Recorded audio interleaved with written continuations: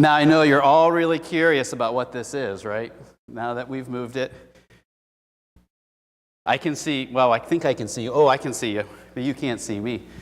So we're thinking about this this Isaiah passage, 61 verses 1 through 7.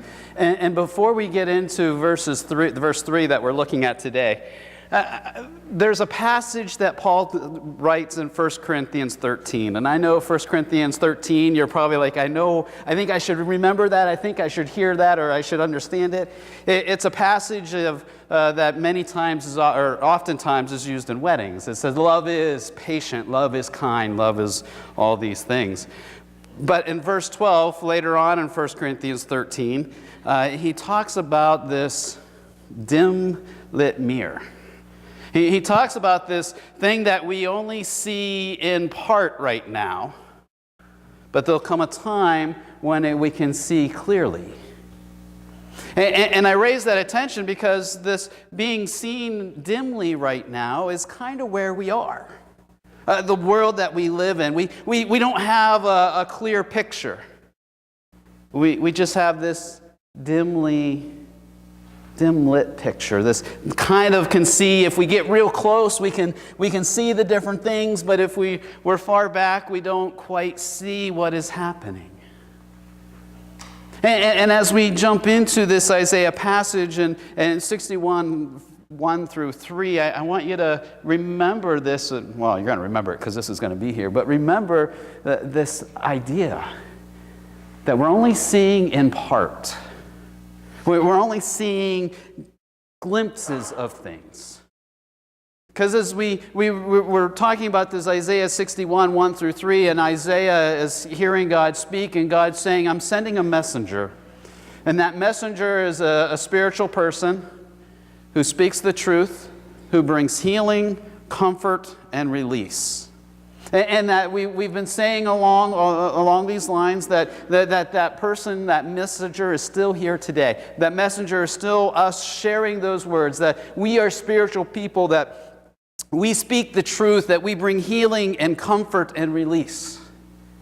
And that's the messenger, that's the one who's coming to share. And the message is a hope for a hopeless time. A freedom for the captives, release for the prisoner, and comfort to those who mourn.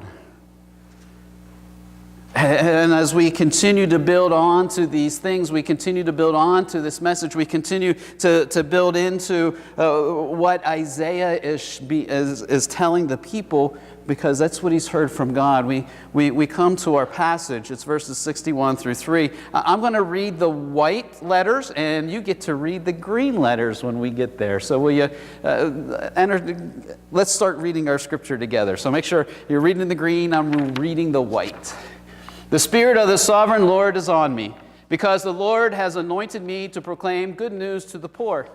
He has sent me to bind up the brokenhearted, to proclaim freedom for the captives and release from darkness for the prisoners, to proclaim the year of the Lord's favor and the day of the vengeance of our God, to comfort all who mourn and provide for those who grieve in Zion, to bestow on them a crown of beauty instead of ashes, the oil of joy instead of mourning, and a garment of praise instead of a spirit of despair.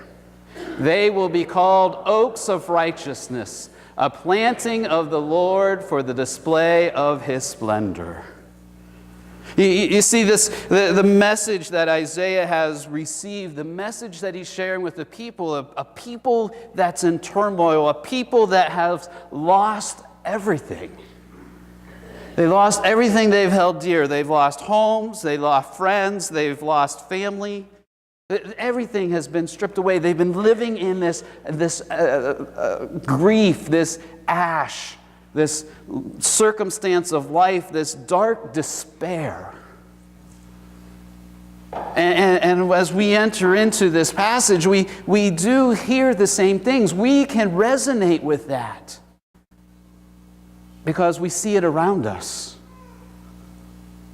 We see that the hopeless times as we look at different people and we look at different circumstances, as we watch our nightly news, we hear the hopelessness. Will the waters ever recede in Nebraska and Iowa? Will addictions ever disappear? And how does God move through that? How does God work in the midst of that? And in Isaiah's time, they're in a place where they've known God's favor, and all of a sudden it's been taken away. The security that they had, the protection that they once felt has been shattered.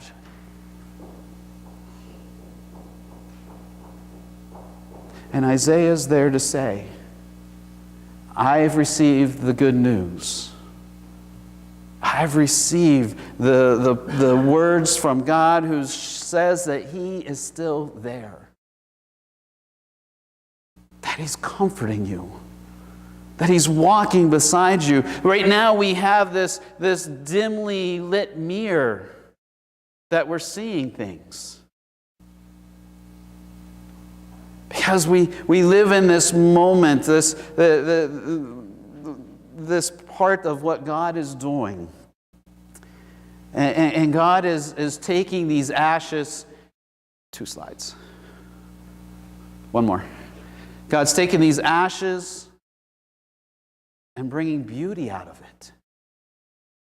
Taking these ashes, taking these circumstances, taking these situations, taking this thing that I can't see and I don't understand what is happening, but He's bringing beauty out of it. He's bringing something wonderful from it. I don't know how. I don't know why. And it's hard to understand because there's so many times we're living in that circumstance. I've shared before that my dad's has some health issues, and I talked with my dad just, I think Wednesday, Thursday. Must have been Wednesday. And as I was talking to Dad, and he's been diagnosed with prostate cancer, and so he starts his treatments this week. But as that ash is starting to filter into my being, and thinking about what that means, and then out of that comes, well, I better start looking at my health and starting to get healthy myself. But at the same time, there's this moment where I'm starting to talk to my dad more often than I have in the previous years. Out of that ashes, there's coming some beauty. Out of those ashes of grief and those ashes of heartache, there's something else that's starting to grow again. And I can only see dimly right now. I can only see in part. But there's going to be this day when we'll be able to see clearly. And we'll be able to see the reflection that God has made. And we'll be able to understand that the issues that were once dimly lit, that we'll have a clearer picture of what they are. That the ashes that we've been living into will become something beautiful. That the oil of joy instead of mourning. Because sometimes we get so wrapped up in that grief and we get so wrapped up in that mourning that we can't see that clear picture. And all those on that side of the church, hi. That's all that we have is that mourning that just is intense. Because of that dim picture. Because of that dimness that we see, because of that life that we're in. And we get so wrapped up into it. And that's what, as God's speaking through Isaiah, I think Isaiah is starting to see the same thing. He's starting to see the people, his neighbors, the people that he's sharing with, and seeing how the devastated they are. And he continues to hear God's voice, but this is not the end of it. This is not all that there is. There is more. There's something beautiful that's coming out of this. There's a joy that's coming, that's bubbling up. There's this joy that continues to work its way through. There's this garment of praise instead of the spirit of despair. But I don't know if we can fully get to that idea of what that praise is until we're in that spot of despair. Till we're into that spot of despair that says that there is nothing else. Paul talks about this in 2 Corinthians chapter... I was going different place. Yeah, chapter 4, sorry. 2 Corinthians chapter 4, he says that we are pressed, but we're not crushed. We're perplexed, but we're not in despair. Because there's something else that's at work within us. There's God's Spirit that is continuing to move and continuing to grow within us and continuing to lift us up. God's not leaving us in that pile of ash. He's saying there's more. Trust me. Walk with me. Believe me when I say that there's something greater coming. You may not see it now. You may only see the pieces. You may see the edges, or you may see the shadows behind. But I have something greater for you. And we see that here in Isaiah, and we've now walked with Paul through that. But there's another one we haven't looked at yet. There's another person that personifies that for us. And that's Jesus. Jesus, the Son of God. Jesus who walked this earth. Jesus who spoke the truth. Jesus who shared the healing and comfort and release. Jesus understands this mirror. He understands that that we're not able to see in part. If we go back and think through our scriptures, we come to this place in the Gospel of John that Jesus is on the cross and he's dying. The Son of God is dying. And as he's dying and as he's there, as his arms are stretched out and he's dying this horrible death, he's not only just dying physically, but he's starting to feel the weight of sin. He never knew sin. He never knew that weight until this moment when he takes our sin upon himself. And he has some words that are on the cross. He says, Father, forgive them, for they know not what they are doing. He understands that this could be crushing. He understands that this is despair. He understands that there will be mourning. He understands that there's ashes that are starting to build up in his followers' lives as they see the hope that they once had, the hope of a new kingdom, the hope of being restored, dying on a cross. But Jesus not only says, Father, forgive them, for they know not what they are doing, but just as he's breathing his last breath, he has some other words for us. Father, into your hands I commend my spirit. Into your hands I give myself. Into your hands I place all that I am and all that I have. Into your hands, I am trusting you. I may not understand the bigger picture. I may not understand the full picture, but I know, God, that you do. And that you will see me through, that we will walk through this together. That you're going to take those ashes and bring beauty. You're going to take that mourning and turn it into joy. You're going to take that despair and bring praise out of it. Because, God, you see the bigger picture. And I trust you. That's what Jesus says. I trust you is what Isaiah is coming into sharing with the people that are struggling. I trust God Himself to be there with me. And as we are living today, and I think that's what Paul's saying in that 1 Corinthians 13, he says, I don't see clearly. I only see bits and pieces. But there will be a day when I see in whole, when I see completely, when I see everything, when I am with the Father and the Son and the Holy Spirit all together. And when I thought I was being despair and I thought I was being crushed, I can look back in that picture and I can see what you were doing. I can look back upon that day and understand that you were walking beside me. That you hadn't left me, that you hadn't forsaken me, that you haven't given me over to anything or anyone. That you were there. And you gave me the understanding I needed to go through that moment. And I didn't understand then, but I do now. And the same is true for us. Us today, we're living in difficult times. Times that can crush us.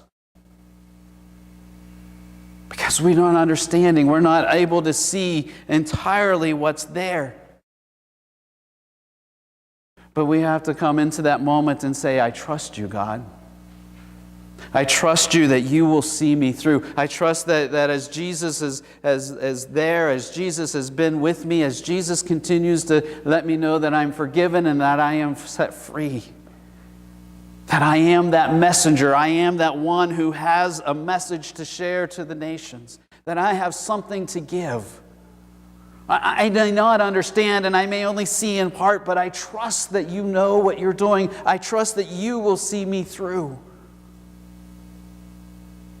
I trust. I believe. I have faith. And it's amazing to see what that faith, that trust, and that belief does. Because it brings hope. It brings hope in a hopeless time. It brings freedom. Freedom that the slight and momentary troubles, the afflictions that we face aren't always the ones we're going to face. Freedom to say, you know what, God, it's in your hands. I will walk with you through this moment. You're in charge. You're going to do what needs to be done. Just speak, for your servant is listening. How many times have we heard that in the Scriptures?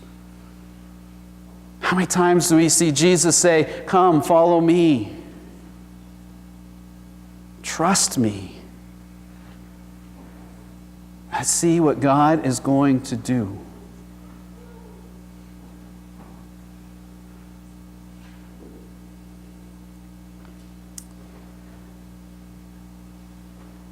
We may not have the answer as to why. We come into this place and we come into this moment and we're looking for certainty. And one of the certainties that always comes into my mind when someone is sharing, why am I going through this? There's 3 words that come into my mind. I don't know.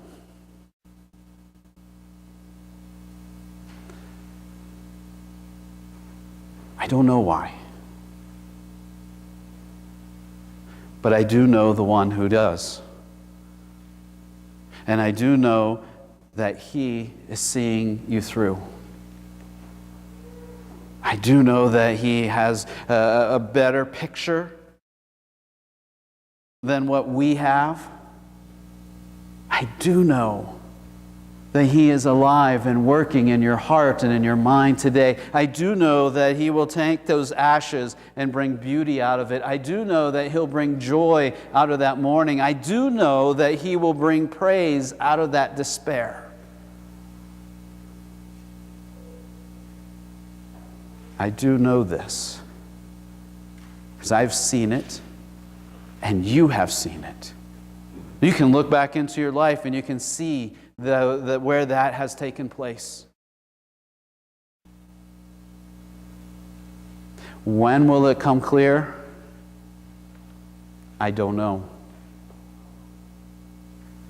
But I do know that God has a plan and God has a time when it will become clear. I do know that life points us towards God. I do know that we are forgiven, that we are set free. I do know that we have hope, a hope that the world cannot take away from us. I do know